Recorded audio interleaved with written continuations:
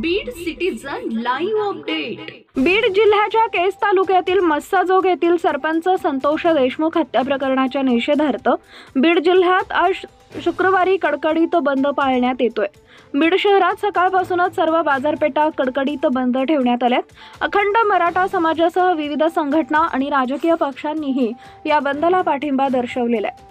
बीड शहरासह केज, गेवराई, माजलगाव, आष्टी, पाटोदा, शिरूर, कासार, अंबाजोगाई, परळी, धारूर या तालुक्यांमध्ये देखील आज सकाळपासूनच बंद पाळण्यात येतोय।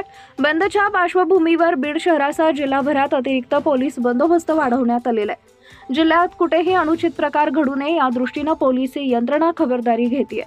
बीड जिल्ह्यातील अंबाजोगाई येथील बाजारपेठ पूर्णपणे बंद होती। या ठिकाणी रॅली काढून व्यापाऱ्यांना बंदचं आवाहन करण्यात आलंय।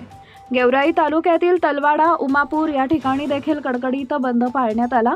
मयत संतोष देशमुख यांच्या मारेकऱ्यांना तात्काळ अटक करा, या प्रकरणातील मास्टरमाइंड शोधून काढा आणि त्यांना कठोर शासन करा अशी मागणी यावेळी करण्यात आली। Subscribe now and press the bell icon. Never miss an update.